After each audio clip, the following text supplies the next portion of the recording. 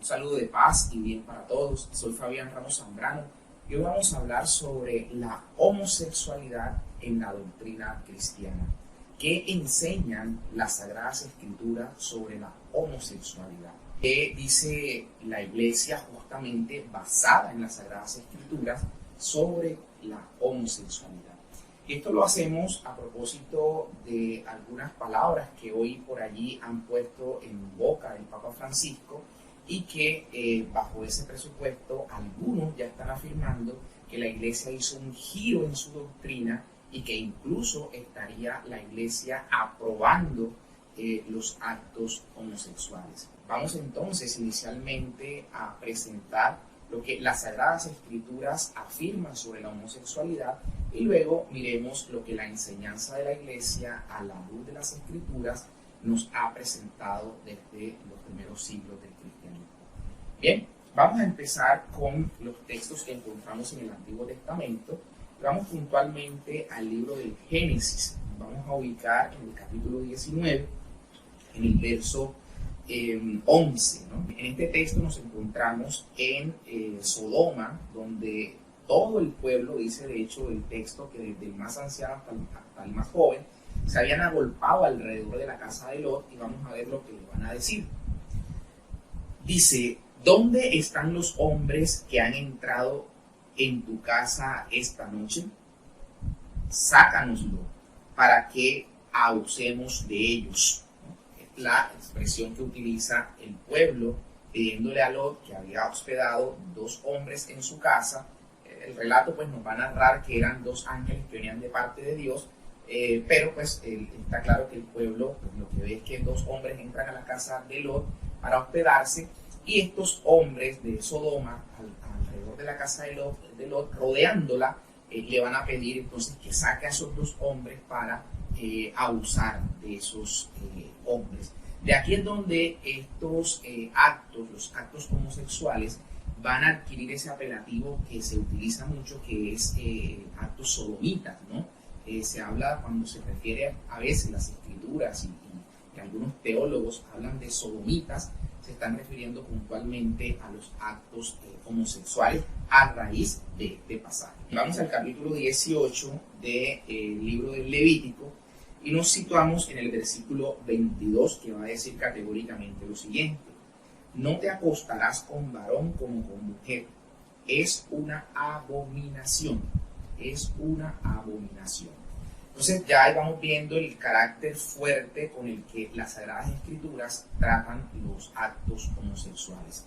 Aquí lo califica de abominación, y decía con el texto anterior del libro del Génesis que de allí, de ese pasaje, de ese relato, adquieren estos actos homosexuales el calificativo de sodomitas a los que los practican, de acuerdo, repito, a las Sagradas Escrituras. Ahora bien, dice el mismo libro del Levítico, estamos ahora en el capítulo 20, vamos al verso 13, va a decir lo siguiente: si un varón se acuesta con otro varón, como se hace con mujer, ambos han cometido una abominación y deben morir. Está diciendo que la consecuencia en la ley judía de las relaciones sexuales entre hombres, entre personas del mismo sexo, era la muerte, ¿no? Como vemos que se penalizan otros actos como el adulterio, entre otros. Estos son los textos que en el Antiguo Testamento hablan de la homosexualidad, y vemos cómo entonces los califican, estos actos homosexuales son calificados de abominación y son incluso penalizados con la muerte en la ley, repito, del Antiguo Testamento. Ahora, en el Nuevo Testamento existen también algunas disposiciones sobre ese particular.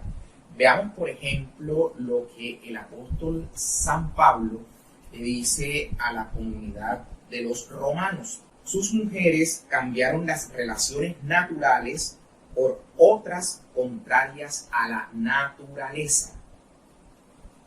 De igual modo, los hombres, abandonando las relaciones naturales con la mujer, se abrazaron en sus deseos unos de otros, cometiendo la infamia de las relaciones de hombres con hombres, y recibiendo en sí mismos el pago merecido por su extravío. San Pablo entonces también es enfático en señalar cómo estas relaciones entre personas del mismo sexo son calificadas de contranatura, ¿no? Son relaciones antinaturales, y por otro lado claramente dice que se catalogan como infamia, ¿no? Es la palabra que utiliza esta versión. Otra versión sigue utilizando la expresión abominable, abominación. Entonces son expresiones bastante duras sobre la censura que hay en cuanto a las relaciones homosexuales en los textos, tanto del Antiguo como del Nuevo Testamento. Ahora bien, el apóstol San Pablo, también dirigiéndose en este caso a los corintios, nos va a decir lo siguiente: no se engañen, ni impuros, ni idólatras, ni adúlteros, ni afeminados, es la palabra que acá se utiliza, ya haremos un comentario sobre eso, ni homosexuales, ni ladrones, ni avaros, ni borrachos, ni ultrajadores, ni explotadores heredarán el reino de Dios. Entonces, está puesto acá un listado, digamos, de acciones contrarias a la cosmovisión cristiana. Quienes proceden en esta línea, dice el apóstol San Pablo, no heredarán el reino de los cielos, refiriéndose entonces a actos, entre otros, a la homosexualidad, ¿no? A los actos homosexuales. El adulterio igual, el ser difamador, el ser el estafador, ¿no? Esos actos están catalogados como actos pecaminosos, incluyéndose, repito, dentro de ellos lo concerniente a la homosexualidad. Aquí quiero hacer una señalización muy importante, y es que la Biblia que he utilizado, la Biblia de Jerusalén y otras Biblias igual, traducen aquí la expresión afeminado y la expresión homosexuales. O sea, ni los afeminados ni los homosexuales, de acuerdo a esa traducción, no heredarán el reino de los cielos. Uno se preguntaría, pero ¿cómo así que un afeminado no hereda el reino de los cielos? ¿Cómo así que un homosexual, por el hecho de ser homosexual, no hereda el reino de los cielos? Porque vimos en el Antiguo Testamento cómo se hacía expresa referencia a los actos homosexuales, ¿no? A los actos homosexuales. Echarse varón con varón en la cama como se hace con mujer, es la expresión que se utiliza en el Antiguo Testamento.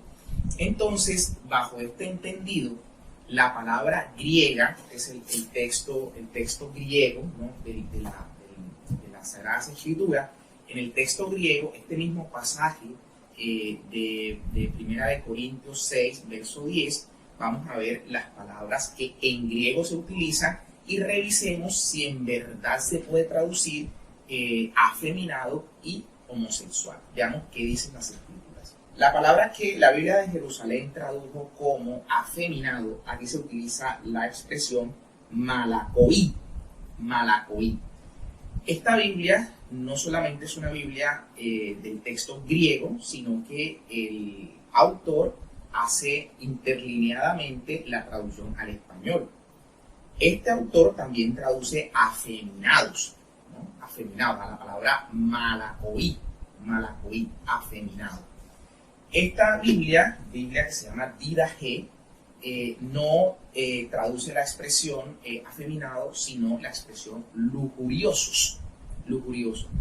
Cuando uno revisa y se pone a mirar de pronto cuál fue la primera traducción que se hizo más similar a nuestra lengua, nos encontramos con que fue Jerónimo de Estridón en el año 382, que tradujo la Biblia de su original hebreo, el Antiguo Testamento, y el griego que se utilizó en el Nuevo Testamento al latín. Esta es la Biblia Vulgata de Jerónimo de Estridón del año 382, donde Jerónimo, la expresión que utiliza en ese mismo pasaje es la palabra muller, ¿no? Muller, de mujer, ¿no?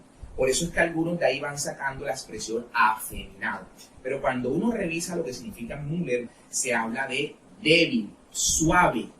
Entonces, por eso la expresión literal sería el débil, el suave. Han dicho entonces algunos traductores afeminado.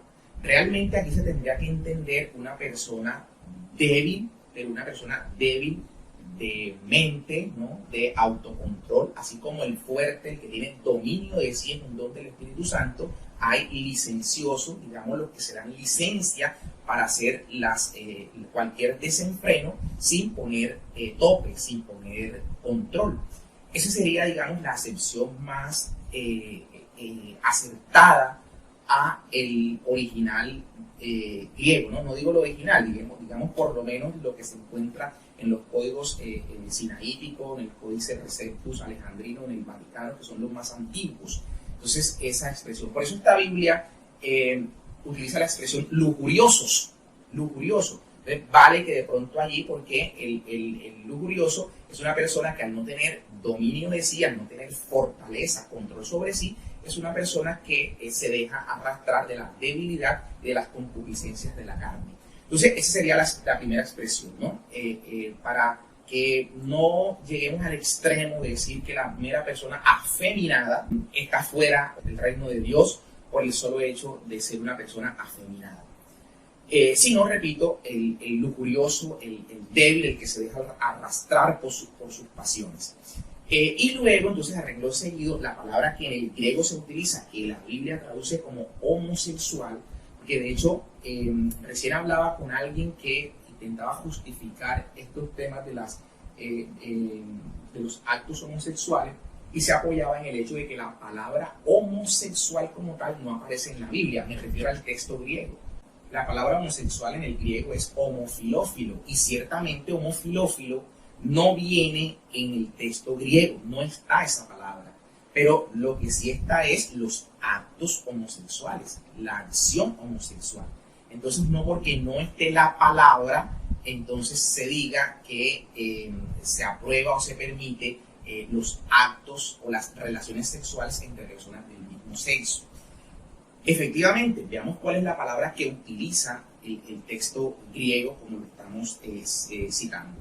Arsenokoitai, ¿no? Arsenokoitai, de coito, arseno de cama. Entonces, esta expresión, arsenokoitai, este traductor utiliza la palabra sodomitas, los sodomitas, ¿no? Haciendo referencia a lo que decía hace un rato del pasaje de Génesis 19, cuando el pueblo de Sodoma quería acceder carnalmente a los hombres que estaban hospedados en la casa de Lot. Entonces se habla de los sodomitas. Otros esa expresión la traducen como prostitución masculina. Prostitución masculina. Esta Biblia, repito, utilizó la palabra homosexual. Esta Biblia utiliza la palabra los invertidos, que desnaturalizan las relaciones sexuales. Y Jerónimo de Estridón, vuelvo a Jerónimo, cuando hizo la traducción de su Biblia en el latín, la Vulgata, utilizó la expresión masculinorum concubinatores, ¿no? Esta expresión que utiliza Jerónimo de Estridón claramente hace referencia al concubinato entre masculinos. Está hablando aquí de las relaciones sexuales entre hombres, entre masculinos. Por eso decía que algunos incluso hablan de la prostitución masculina, o sea, de un desenfreno sexual masculino. Por eso este autor utilizó la palabra sodomita, ¿no? Sodomita. Estos entonces son los textos que las Sagradas Escrituras emplean para hacer referencia a la homosexualidad, y hemos visto, sin hacer mayor análisis a la luz de las Escrituras, que los actos homosexuales, tanto en el Antiguo Testamento como en el Nuevo Testamento, se encuentran prohibidos y son calificados de pecados graves a la luz de las Escrituras. Es importante ver que por ninguna parte de los textos que hemos citado aparece, repito, si vamos a el texto griego como tal, en la lengua en que San Pablo escribió, no encontramos que propiamente la inclinación o la tendencia homosexual sea en sí misma pecado, ¿no? Sino los actos homosexuales. Lo mismo puede pasar con una persona colérica, ¿no? Con una persona con tendencia a la ira. Esa tendencia de la persona hacia la ira per se no es el pecado. El pecado es cuando la persona en su debilidad se deja arrastrar por esa ira y consuma actos que atentan o que dañan al prójimo, ¿no? O incluso a sí mismo. Eso es lo que paralelamente podríamos comparar con el acto homosexual. Es decir, que una persona que tenga tendencia homosexual, una persona afeminada, incluso como veíamos, no por ese solo hecho se entiende que hay pecado en ese ser humano. Ese ser humano pasará la frontera del pecado, entrará a la frontera del pecado en la medida en que, dejándose llevar de esa tendencia, llegue a consumar actos homosexuales o incluso llegue a consentir el pensamiento de esos actos homosexuales. Porque digamos que cuando hablamos del acto en sí mismo no podemos hablar de la relación sexual en sí mismo. Jesús decía que el solo hecho, cuando se refería al adulterio, decía que el solo hecho de mirar indecentemente a una mujer estábamos adulterando en el corazón, cuando consentimos el pensamiento incluso. Entonces, en ese sentido, es claro que las escrituras apuntan a los actos homosexuales o al consentir el pensamiento de esos actos homosexuales. Ahora, veamos qué dice la Iglesia, qué enseña la Iglesia bebiendo de las escrituras, cuál es la enseñanza que la Iglesia nos da sobre este particular. Nos vamos al Catecismo de la Iglesia Católica y nos ubicamos en el numeral 2357. Expresamente la Iglesia dice, sin ambajes, ¿no? Apoyándose en la Sagrada Escritura, lo que acabamos de leer, que los presenta como depravaciones graves, cita los textos, la tradición, o sea, todo lo que la Iglesia ha venido enseñando a lo largo de los años de su existencia, ha declarado siempre que los actos homosexuales son intrínsecamente desordenados. Los actos homosexuales son intrínsecamente desordenados. Cita aquí una declaración que la Iglesia hizo en su momento, llamado la persona humana. En el numeral 8 de esa declaración está el Catecismo haciendo cita de esa declaración. Son contrarios a la ley natural, lo decía San Pablo en la primera carta a los Romanos. Cierran el acto sexual al don de la vida. No proceden de una verdadera complementariedad afectiva y sexual. No pueden recibir aprobación en ningún caso. La Iglesia en esto es categórica. Los actos homosexuales en ningún caso podrán recibir aprobación.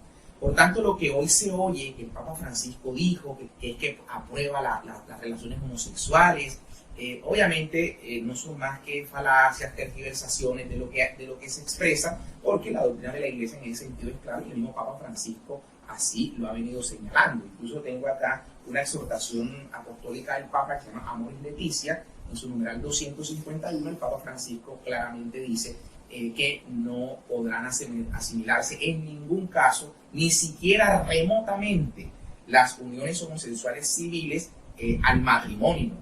Entonces, en ese sentido, la Iglesia siempre ha sido clara y el Papa Francisco esto lo ha ratificado. Atención, porque esto no se trata simplemente de señalar y de enrostrar el pecado a cualquier ser humano. Estamos hoy tocando el aspecto de la homosexualidad, ¿verdad? Pero todos somos pecadores de una o de otra forma.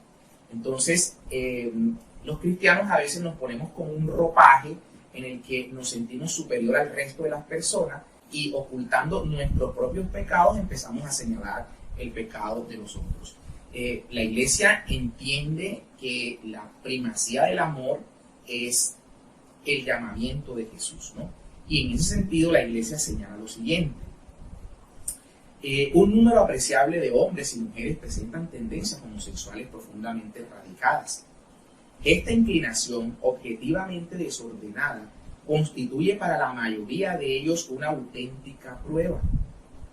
Deben ser acogidos con respeto. Este es el mandato de la Iglesia respecto de las personas homosexuales. Deben ser acogidos con respeto, con compasión y con delicadeza. Se evitará, añade, respecto a ellos todo signo de discriminación injusta. La Iglesia en eso es absolutamente clara. No debe existir ningún tipo de discriminación injusta respecto de la persona homosexual. Y esto entonces es lo que ha inspirado muy seguramente la expresión que por estos días se viene debatiendo respecto del Papa Francisco, que no es que haya salido de hoy, sino incluso desde cuando él era arzobispo de Buenos Aires, ¿no? Y cuando se tuvo que oponer al matrimonio de personas del mismo sexo. El Papa Francisco claramente se opuso frontalmente. Hay una hermosa carta que el Papa Francisco le dirige a unas monjas de clausura en Buenos Aires, pidiéndole que oraran por lo que estaba viviendo la Argentina cuando estaban en el curso de esa aprobación o esa pretendida aprobación del matrimonio entre homosexuales o matrimonio igualitario, como algunos le quieren llamar. El Papa claramente ahí decía que todo esto era obra del padre de la mentira, ¿no? Que quería generar esta confusión en la sociedad, vendiendo la idea de una aparente igualdad entre las relaciones naturales entre hombre y mujer y las relaciones homosexuales. Hablo puntualmente del matrimonio y de la familia, queriendo equiparar a esta institución central de la sociedad, queriendo equiparar las uniones de personas del mismo sexo. Entonces el Papa se opuso, pero ahí el Papa planteaba una idea en la que, echando mano de esta recomendación de la Iglesia, de acogerlos con compasión y sobre todo de evitar todo signo de discriminación injusta, el Papa decía, a ver, es que hay relaciones que la Iglesia entiende que son pecados, como por ejemplo un hombre y una mujer que casados después de un tiempo se separan y se va a vivir cada uno con otra pareja. Jesús claramente dice: el que se separa, el que deja a su mujer, el que la abandona y se va a vivir con otra mujer, comete adulterio, él y la mujer con la que está viviendo. Ahí hay una relación adúltera. Ahora, la pregunta es, por el hecho de que ahí exista una relación adúltera, el derecho debe, me refiero al derecho civil, ¿no?, al ordenamiento jurídico de los estados, deberá entonces por eso voltear la espalda a esa relación pecaminosa y no regular cualquier derecho que de ahí llegue a surgir si el mismo es válido. No, el derecho civil tiene que entrar a regular aún una situación pecaminosa. Eso es como si dijéramos que un delincuente que es aprehendido, el derecho no deba entrar a regularle sus derechos por la dignidad de la persona, ¿no? Y dejemos a su suerte lo que ocurra con una persona que ha cometido un delito, ¿no? El derecho tiene que entrar a regular esa situación. En el derecho decimos que hasta el más vil de los ladrones o de los criminales tiene el derecho a la defensa, tiene derecho por su dignidad humana. Entonces, si en una relación, ponía el ejemplo, el fruto de un adulterio, nacen niños, por ejemplo, de ahí de esa relación adúltera, no tendrá el derecho que entrar a regular que a esos niños no les falte nada, o un papá podrá abandonar a su hijo que nació en adulterio y por tanto no cumplir con los deberes de padre por el solo hecho de que fue fruto de una relación adúltera. No, la Iglesia tendrá que decir: eso es pecado, y señalarlo sin ambajes. Eso es pecado. Esa es una acción de pecado grave, el adulterio. Pero no por eso el ordenamiento jurídico, el ordenamiento civil, deba dejar desprotegido, en este caso, a ese niño que ha nacido de esa relación, por ejemplo, ¿no? Y así puede terminar ocurriendo que este personaje que se ha casado con esta otra persona y viviendo en adulterio, no podrá afiliarla, por ejemplo, a la seguridad social, y que esta persona goce de los beneficios de la salud que el Estado brinda, Entonces, el derecho tiene que entrar a regular esas situaciones, ahí sean irregulares. Y eso no quiere decir que la Iglesia esté aprobando el adulterio. No quiere decir que la Iglesia esté aprobando el adulterio. Lo mismo es lo que el Papa ha expresado en este caso. Cuando el Papa hace referencia a que los homosexuales tienen el derecho a estar en la familia, por supuesto que lo que el Papa hace es tomar mano de lo que la doctrina de la Iglesia enseña, que no puede haber signo de discriminación sobre los homosexuales, y saber discernir entre el pecado y la persona pecadora. A la persona pecadora hay que brindarle, como acá decía la doctrina de la Iglesia, la compasión que sea necesaria, la delicadeza y la ternura con que hay que acogerla, ¿no?, el amor que hay que darle a la persona. Eso no quiere decir que no se diga: estás en grave pecado, pero te acojo, pero te ayudo, pero te socorro, ¿no? Y lo mismo tendrá en este caso cuando el Papa dice, en este caso hay algunos derechos que se pueden estar derivando de esas relaciones. Y puntualmente cuando a él se le preguntaba era si en la familia podían llevar a la iglesia un homosexual a sus hijos. O sea, pero es que a ver, supóngase que incluso un hijo nazca homosexual, ¿acaso los padres lo deben echar? No tiene derecho esa persona homosexual al techo de sus padres, no tiene derecho esa persona homosexual a la alimentación, no tiene derecho esa persona homosexual al estudio, a la recreación, a que sus padres lo lleven a un parque, a que se divierta con los otros niños, a que se divierta con otras personas. Claro que sí. Entonces, llegar al extremo hoy día, cuando uno ve cómo se está satanizando ahora la expresión del Papa, es un absurdo. Y pregunta uno, ¿dónde está la caridad de los cristianos? ¿Dónde está la caridad de los cristianos? Pero está claro entonces que el Papa se estaba refiriendo a estos derechos que surgen en la familia. Y también llegaba a decir, ahora, así como hablé de la relación adúltera de la cual surgen derechos, si dos homosexuales se van a vivir juntos, conviven, que fue la palabra que utilizó el Papa, esa convivencia, la Iglesia debe claramente, sin ningún ambaje, señalar esa acción a la luz de las Escrituras. Es una acción pecaminosa, es una acción pecaminosa, es un acto contrario a la cosmovisión cristiana. Estoy hablando del cristianismo, porque en la visión cristiana es un acto contrario a la cosmovisión del cristiano. Pero si de ahí se llega a derivar algún derecho, por eso el Papa decía, cada caso concreto habrá que analizarlo. No está hablando ni mucho menos de derechos a adoptar, por ejemplo. La Iglesia tiene claro que eso no es un derecho de las personas homosexuales. El derecho es a ser adoptado, el del niño. El niño que sus padres o su madre lo han abandonado o ha perdido a su padre y a su madre por cualquier razón, tiene derecho a ser adoptado. ¿Y a qué tiene derecho? A que se le resarza, a que se le restituya, no digo exactamente lo mismo que perdió, pero lo más parecido a lo que perdió. Y lo que perdió fue a un padre y a una madre.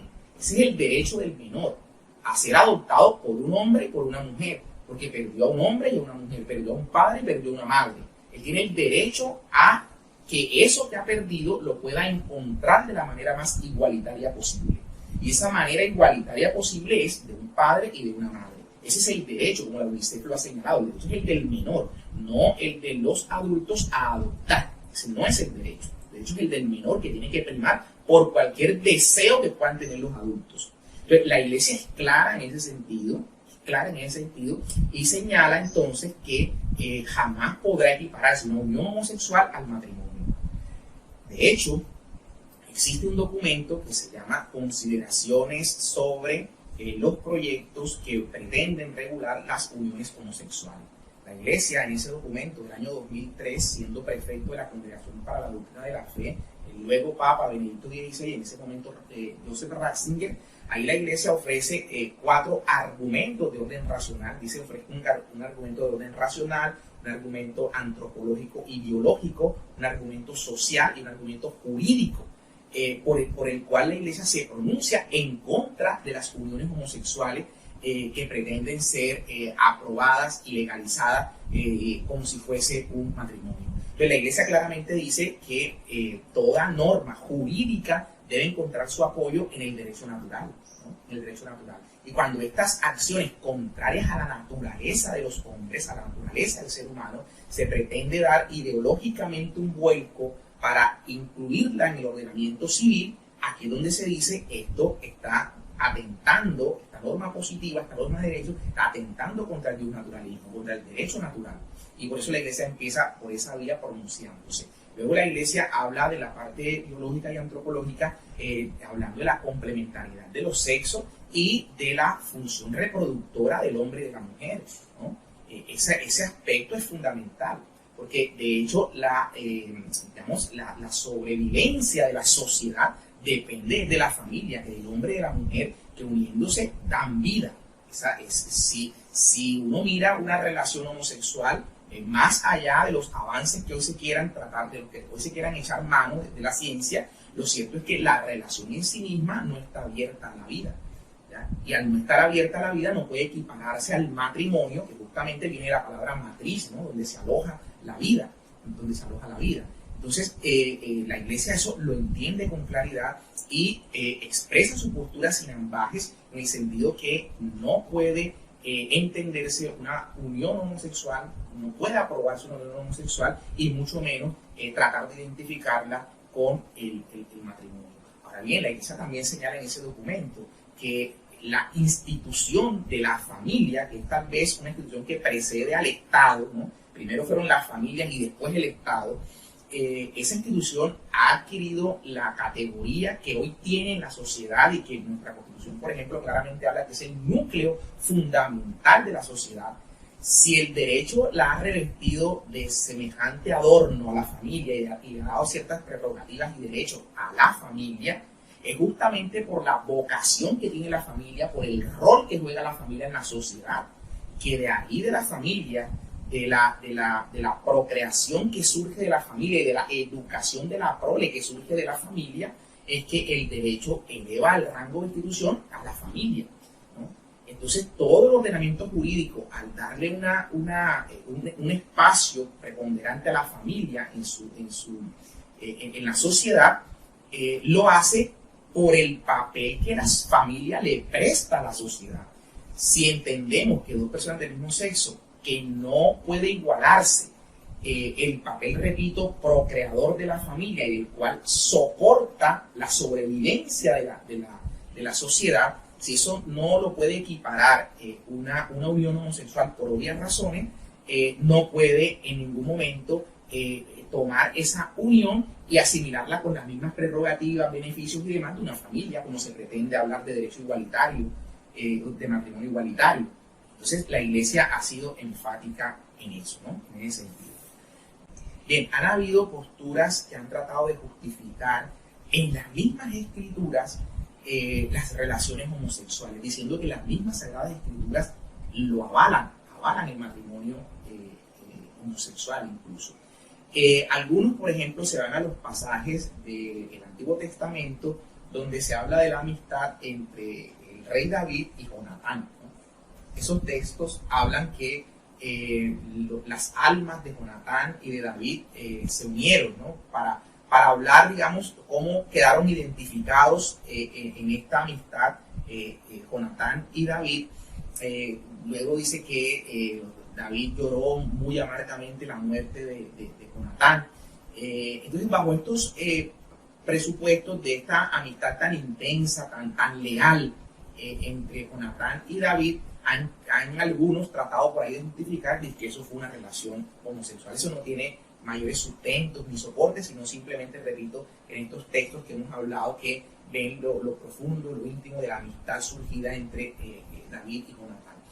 Y con el Nuevo Testamento, algunos han llegado a ubicar un pasaje de las Escrituras que está tanto en el Evangelio de Mateo como en el Evangelio de San Lucas, ¿no? Cuando Jesús sana al criado de un centurión romano. Aquí la palabra que se utiliza en el Evangelio de Mateo, en el griego, es la palabra pais.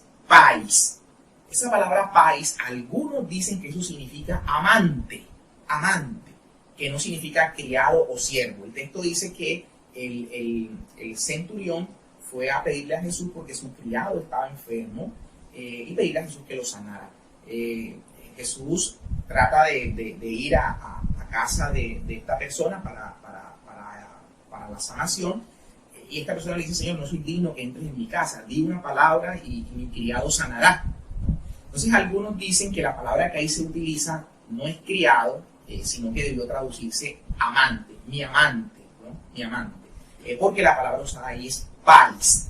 Y en cambio, en Mateo, ¿no?, usa la palabra pais. Y en cambio, Lucas no utiliza la palabra pais, sino que utiliza la palabra doulón, traduce como siervo o criado. Entonces, Mateo utiliza pais y Lucas utiliza la palabra doulón, ¿no? Entonces dicen, la palabra pais es amante, porque la palabra correcta para siervo, para criado, es doulón, como dice Lucas.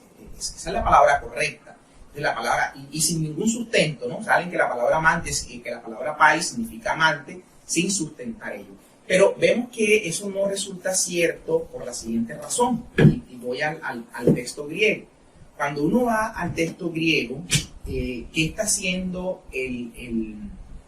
Lucas en su narración? Cuando inicia, efectivamente utiliza la palabra doulon para decir mi siervo, mi criado. Pero más adelante, el mismo Lucas alterna las palabras y utiliza la palabra pais, ¿no? Pais, o sea, la que utilizaba Mateo, que dicen que es amante. ¿Por qué se utiliza la palabra pais? Porque pais es para referirse a mi muchacho, mi hijo, mi criado, ¿no? Mi criado, ¿no? A quien yo he criado, a quien nació de mí, a quien surgió de mí. Entonces acá lo que pasa es que el siervo del centurión se trataba justamente de una persona a la cual el centurión le guardaba todo el afecto. Ahora, yo le digo a las personas que intentan justificar este hecho con este juego de palabras, que ya vemos cómo, repito, Lucas utiliza las dos en su mismo texto para referirse a criado, a siervo amado, a criado amado. Pero los que dicen que se trataba de un amante, incluso hasta lo justifican porque el centurión le expresa a Jesús: Señor, yo no soy digno que entres en mi casa, pero di una palabra y mi criado sanará. O sea, algunos dicen que eso lo dijo el centurión porque se sentía indigno de la relación homosexual que estaba viviendo, porque sabía que los judíos no aceptaban las relaciones homosexuales. Eso se contradice con el mismo pasaje, porque de hecho quienes interceden ante Jesús por ese centurión son los judíos. Les dicen: Señor, él ha sido bueno con nosotros, es una persona, le hablan muy bien de ese centurión, ¿no? Le hablan muy bien. Y en ese sentido, pues los judíos, con su estricta postura, si esa fuera la verdad de que este centurión vivía con una pareja del mismo sexo, seguramente los judíos no iban a hablar bien de él. Era lo más seguro por la cultura judía. Pero si uno asume que es así, que este centurión vivía con un amante, ¿no? Si era así, y Jesús obra el milagro, pienso que esto marca justamente el amor de Cristo, ¿no? El amor de Jesús, y que Jesús no solamente si le hizo un milagro homosexual, sino que pues, se lo puede haber hecho a una pecadora, se lo puede haber hecho a una adúltera, siempre invitando al Señor a el cambio de la actitud o de la conducta que esté contraria a el mandato o a la enseñanza cristiana, ¿no? Que de hecho ahí es donde radica todo, el amor, ¿no? El amor y la esencia del cristianismo justamente es el amor. Entonces, los cristianos debemos entender, como el catecismo nos invita, a no hacer ningún tipo de discriminación respecto de la persona homosexual, que como el catecismo bien indica, tiene ya una cruz o una pesada cruz sobre sí, y lo que la cosmovisión cristiana invita es a que la persona que carga con esa cruz de la homosexualidad acoja la castidad. Esa es, digamos, la postura de la Iglesia, que seguramente para los hermanos que tienen esta carga de la homosexualidad, digamos, puede sonar ridícula, puede sonar grosera de parte de la Iglesia, pero, digamos, lo que estoy tratando de hacer es plantear la postura de la Iglesia, que entiende que los actos homosexuales son desordenados en cuanto a la naturaleza, y es la razón por la cual vienen estas expresas prohibiciones en las Sagradas Escrituras. La Iglesia así lo entiende, lo pregona, y a la vez invita a poner en el centro de todo el amor cristiano, para acoger a las personas con esta dificultad, como tiene la dificultad el que tiene la tendencia al adulterio, ¿no? O sea, la persona que tiene su pareja y que está constantemente pensando en la infidelidad y estar con otras mujeres, la mujer que está con otros hombres.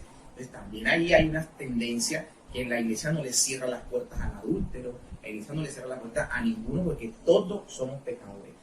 Cualquiera puede disfrazar sus faltas, sus pecados, pero todos llevamos unas cargas de pecado que, así como la cizaña y el trigo, en medio de nosotros caminamos en esa línea, ¿verdad?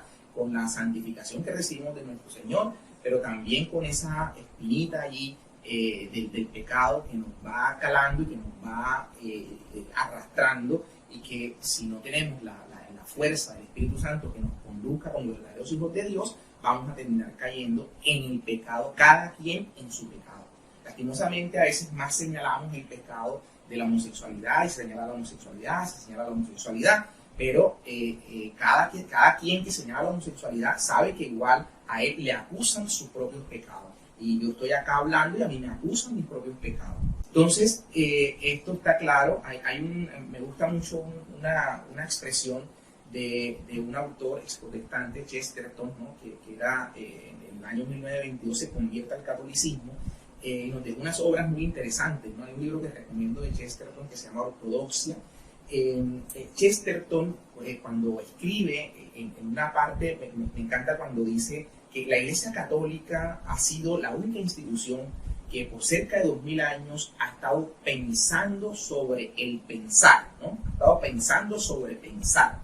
Y en ese pensar de la Iglesia ha llegado a construir un gran mapa, ¿no? Un mapa como especie de señalización para el mundo, ha construido un mapa. En ese mapa la Iglesia ha señalado los callejones sin salida. Y hay un callejón sin salida, que hay otro callejón sin salida, que hay otro callejón sin salida.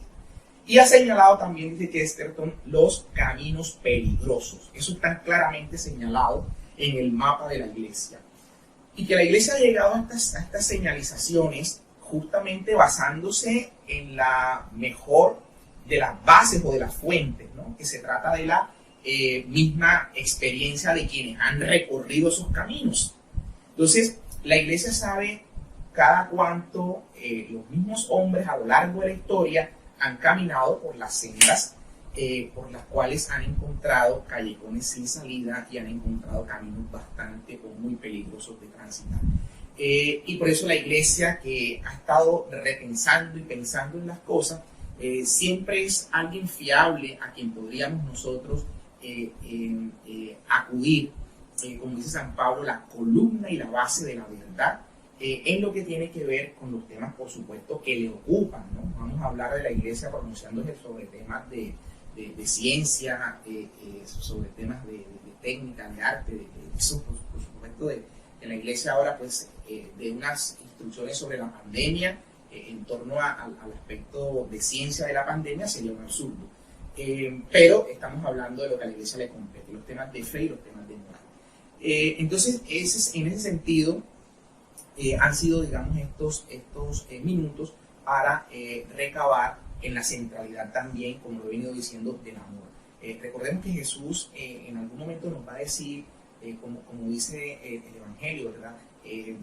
Muchos se acercarán a mí en el último día y me dirán: Señor, Señor, no profetizamos en tu nombre, no hicimos milagros en tu nombre, no echamos fuera demonios en tu nombre. Esto nos lo dice a los cristianos que nos creemos más que el resto de la gente, ¿no? Nos creemos de una moral superior al resto de la gente. Y el Señor nos va a decir: apártense, nunca los conocí, nunca los conocí. Bueno, ¿y por qué, Señor? ¿Por qué nunca nos conociste si eso fuera demonio? Yo iba al culto, a la iglesia, y yo profetizaba, Señor, en tu nombre, sané enfermos, Señor, en tu nombre. ¿Cómo me dices que no me conociste nunca? Entonces el Señor va a decir también en el Evangelio que el último día, el día del juicio, Él llamará a algunos y les dirá: vengan a mí, benditos de mi Padre, porque tuve hambre y me dieron de comer, tuve sed y me dieron de beber, estuve enfermo y en la cárcel y me visitaron, estuve forastero y me alojaron. Entonces la gente a la que Jesús le dice esto le preguntará: Señor, ¿y cuándo hicimos esto? Cuando lo hicieron con uno de mis hermanos pequeños, conmigo mismo lo hicieron. Y cuando lo dejaron de hacer con alguno de mis hermanos pequeños, a mí me lo dejaron de hacer. Entonces vemos cómo el fundamento también del juicio divino apunta mucho a la caridad, ¿no? Al amor. Por eso el apóstol Pedro tiene un pasaje interesante que toma del libro de Tobit, del cual algunos dicen que es un libro apócrifo, realmente es un deutero canónico, y de hecho fue encontrado en las cuevas de Qumran, en el hallazgo de Qumran, en 1947, hay algo que evidenció que las comunidades judías del siglo I, me refiero a los esenios, entre el siglo II a.C. y siglo I después de Cristo, utilizaban este texto como un texto inspirado, como de hecho la iglesia lo tiene.